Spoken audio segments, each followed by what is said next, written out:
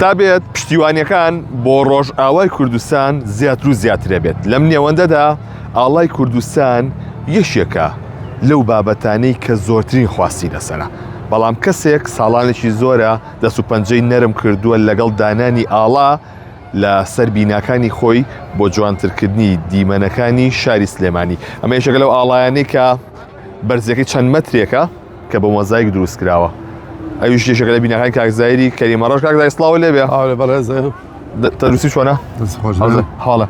ئەمە ئەوزانم نوێترین ئاڵاتەکە داوناوە لێرە. ئەمە ئاڵای چوار هەما. چوارەم.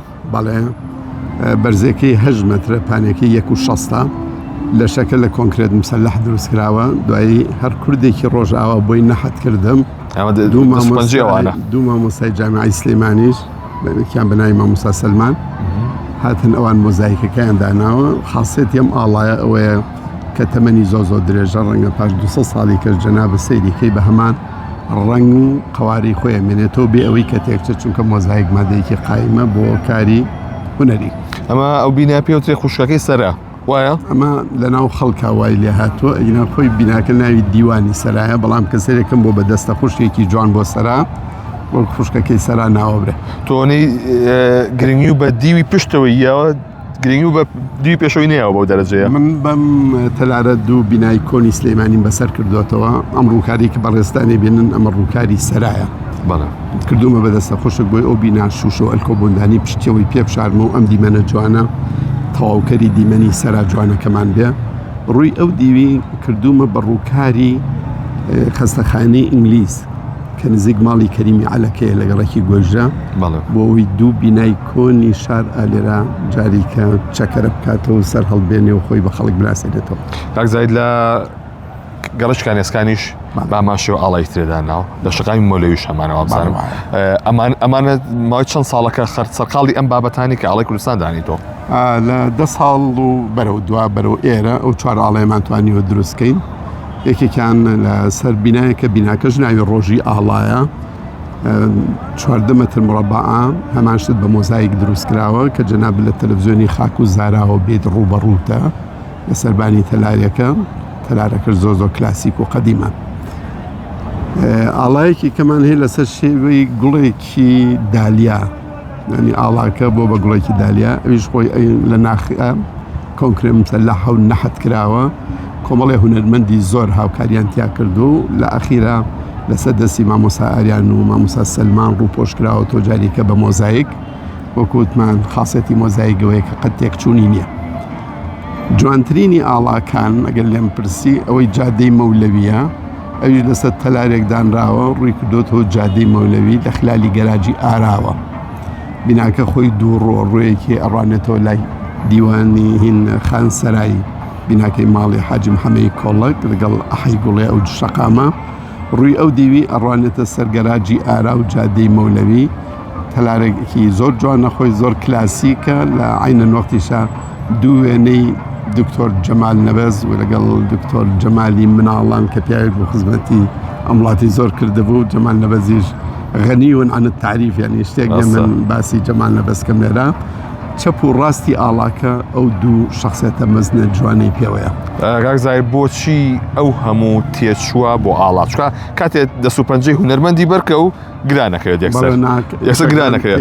چۆنە ئەو پارە زۆرە لە ئاڵایە سەرفەکەیتەوە؟ کاگیلان چەند خەشکی کەمە لە ئاڵایە، چونکە ئاڵا ئامرازی یەکتری بەستنەوەمانە. یعنی جەناب بورد بەرەوە ئەم ڕۆژانە چەند خۆش بوو کە هەمومان یەکنەوە ئاڵامان پێبوو.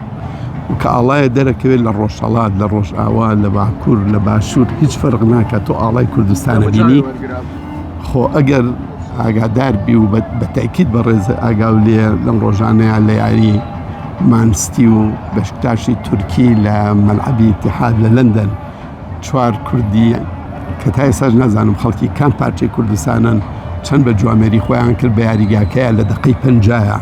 هەرێکی لە سوچێکی مەلعەبەکەوە وەکوی تەمسیلی چوار پارچەکەی کوردستان کەن، هەموو هاتن بۆی لە ناو خەتی ناوەڕاست و سەنتەری یاریگاکە بە یەکتری بگەن.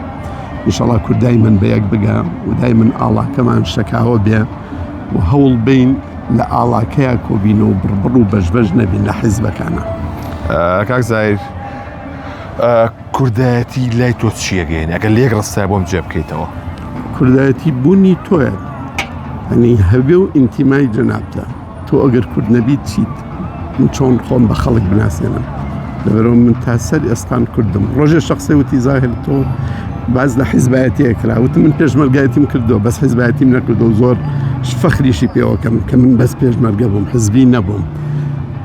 من بەمەوە زۆر فەخورم. وتی کابوو تۆ بێلایەنی؟ ناوتم بێلایەنی، من تا سەر ئێسقان کوردم. خۆی کوردایەتی لایەنی ڕاستیە. تۆ کە ویستت لایەنگر بی، لایەنی کوردایەتی بگرە کە نەما تۆ دەست لە ملی هەموو حیزبەکانایە. پیرەمێردی نەمرە فەرموێ ئەڵێ وڵاتێک حیزب و کورسی تێکەوێ، هەچ کەس دەستی ڕۆژ بەشی خۆی دەوێ. دووبەرەکانی گەلێکی فەوتان، سەودای سەرکاران زۆر دڵی ڕەنجان. با یەک بین. چۆن ئەم ڕۆژانە ئەلحەمدولیلا هەستێکی جوانی یەکێتی تەبینی، با خڕۆش و جۆشە نێڵین، کاڵ بێتەوە نێڵین سار بێتەوە، با ئەمە بکەین بە ڕێباز و ڕێچکە، هەموو یەکتریمان خۆش بێ. و دوایی ئێمە زۆر عیبا گەر کاتێکا کە هەوڵی بە یەکبوونی هەر چوار پارچەکەی کوردستانەی لەنکەشی لەناو چوار شاری باشوورە بڕبڕ و بەشبەشبین، لکەو عیبەیە پێمانەوەم زۆر زوو هەوڵ بین بە پەلا دەستی برایەتی و خۆشەویستی بکەینە ملی یەکتری و دەستی برایەتی ڕاکێشین بۆ یەکتری، و هەچ کەسێکیش لە سۆنگەی خۆیەوە خزمەتی ئەم وڵاتە بکە، شەر نییە لە ڕێی ئەحزابەکانەوە، لە ڕێی ئەشخاصەکانەوە. هەچ کەس لە بواری خۆی لە مامۆستایەک، لە پزیشێک، لە محامێک، لە ژینگە پارێزێک، لە باخەوانێک پیرمێرد وتەنی کە فەرمێ چەند خۆشە ئینسان شێوەی شەمع بێ بۆ خۆی پسووتێ و نەفعی جەمەی بێ. کاک زاهر، ئەوەی کە لە ڕۆژی هەینیە بینیمان خۆپشاندانی ملیۆنی کاتێکەوە لە سەپردەکە و سەیری خۆپشاندەرانەیە کرد، هەموو ئاڵایەتیا بوو دڵیە کرد و جامن لەوەیە لە سەرۆی شارەوانی پێشنیارێکمان وەکو 1960 بە سەرۆی شارەوانی کرد، بۆچی ناکرێت بە بڕیار هەموو دوکانێک لە شاری سلێمانیە ئاڵایەک دابنێت؟ تو ئامادەی دایبنیت لە هەموو دوکانەکانی خۆتە؟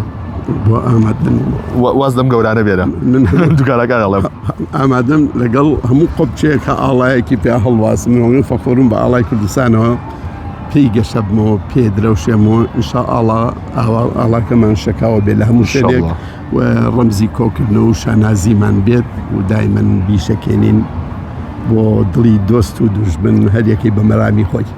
تێشووی ئاڵایەک لەمانە چەندێکە؟ با ناوی لە بنچکە من ئەوەنگە خزمەتکارم هی ئەم شارە، حەز ناکەم هیچ خەرجێکم کەم بە منەت، بەڵام پێکهاتەکانی و پێڵێم ئەمە یەکەم جار دروستەکرێت بە کۆنکرێت مسەلحی 6 دار، ئەنجا بێن نەحاتێ بێن نەحتی بکە، دوای تەواوبوونی نەحتەکە ئەنجا بێن ئەو مامۆستا بە ڕێزانە بێن کاری مۆزایک و سیرامیکەی بۆ بکەین، بەڵام وەکو وەخت کارێکی وە بەلای کەمەوە لە دەست پێکردنەوە بۆ کۆتایی 3 مانگی پێچێت. تایبەتی مۆزایکەکەی زۆر وردەکاریە، زۆر کاری پێچێت و زۆر کارێکی نازدارە. یاخوا دەستا خۆش بێ و نمونەتان زۆر هەرچێ بکەم بۆ شار و نیشتیمانە بە کەم ێزانم و حەزێکم سەرنجێکی کەشەیە بیدەیت لەناو هەموو تەلارەکانی منە لە ماوەیەکی درێژە و بۆ ئێستا کە شار و وڵاتی خەڵکە بینم داڕوخێ و داماوە بێ و لێ قەومێ، من هەموو بیناکانم دایمەن دوعایەک جێگیرەکەم لە شوێنێکی شایستەیە لە بابەتی خوایە وەتەن ئاواکەی، خوایە نیشتیمانە پارێزش، خوایە شار و میلەتەکەم پارێزراوکەی، خوایە ئەم شوارە جوانەمان پێڕەوا ببینی. من بە دوعای دڵی خۆم نووسم بۆ ڕەب العالەمین بۆ ئەوەی ئەو کەسانش کایخێنەوە لە پاڵمە ئامینێکی نازداری تێگرن و ئینشاءالله ڕەب العالەمین. بەس دوعاکانێ بە کوردیە نووسیتەوە؟ ئەکید خی من و تۆ هەموو زمانەکان نەزانێت چکۆ زمانی دڵەزانێت، هەر شتێ لە دڵەوە بێتە دەرێ سهلە گاتێک گوێی ڕەب العالەمین و ئینشاءالله زۆر خۆش جوابێرێتەوە. دوعا لە من ئامین لە جەنابتان، ئینشاءالله قبولکردن و بە پیرەوە چوونەکەی لە یەزدانی مەزن و ڕەب العالەمین و خوای هەمومان مەحفوظکەین، چکە هەمومان بە یەکەوە جوانین، خوای قەتدا نەبڕین لە یەکتری. ئامین ئەجمعین. کەسیش ئیجبار نەبێ نیشتیمان وڵاتی خۆی بەجێ بێڵێ ئینشاءالله. زۆر سپاس بۆ جەنابێ. بەڵێ ئەوەی گوێویستی بوون ئەمە ئەو ئاڵایانەیە کە لە شاری سلێمانین لە بیناکاندا دانراون، بە سەرمایەداران وایان لێبێت بەشێکیش بۆ ئاڵای کوردستان دیاری بکەن لە ناو بینە و باڵەخانەکانیان. هەر بمێنن بەخێر.